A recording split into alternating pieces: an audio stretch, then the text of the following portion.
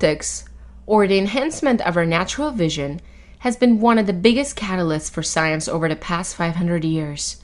Interestingly, it wasn't scientific interest, but more practical matters that led to the initial advancements in optics starting around 1440 when Johannes Gutenberg invented his printing press. In short order, books, which had been a rarity, were now becoming a widespread phenomenon. All that new reading material meant more knowledge was circulating, but it also meant that more people were straining their eyes, likely as they read by candlelight. And while spectacles had been invented in Italy around 1286, the need for reading glasses increased substantially. Now that people could use lenses to see things more clearly, they started wondering if vision could be enhanced to see things the human eye couldn't perceive by its own devices.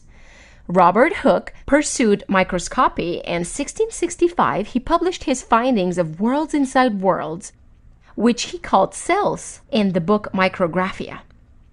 At the other end of the spectrum, Galileo innovated with telescopic lenses, and in 1609 he had refined a telescope until he had an instrument powerful enough to see distant objects in the sky with an accuracy no one had before him.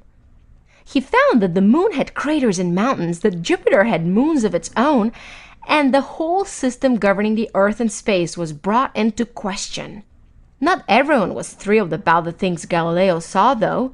For instance, it was thought at the time that the moon was a perfectly smooth sphere, yet here was visual proof that it was awfully hard to discount. Upon finding moons around Jupiter, he also verified what Johannes Kepler had surmised, that the Earth was not the center of the universe, dispelling another central dogma of Galileo's day. Then, almost exactly a year after Galileo died, Isaac Newton was born. A lot that had been unknown was visible by now, but much of it was simply the foundation for further questions. What was light anyway? And color, for that matter? What were the laws that governed the earth and the heavens, and could we capture them through keen observation? Newton experimented extensively with optics and came to understand light as something of substance and colors as components of light at different frequencies.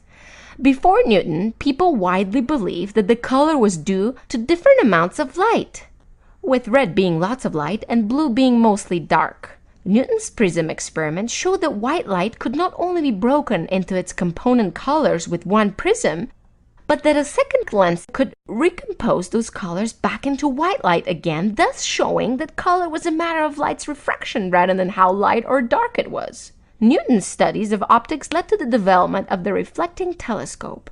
This, together with his study of planetary motion, led to his theory of gravitation, one of the world's greatest examples of learning to see something invisible by observing its effect on things that are visible. So fast forward a few hundred years, and here we stand. We've evolved from a single lenses to optics that reveal the birth of a star in another galaxy, or a child developing in the womb, or an electron whirling around an atom.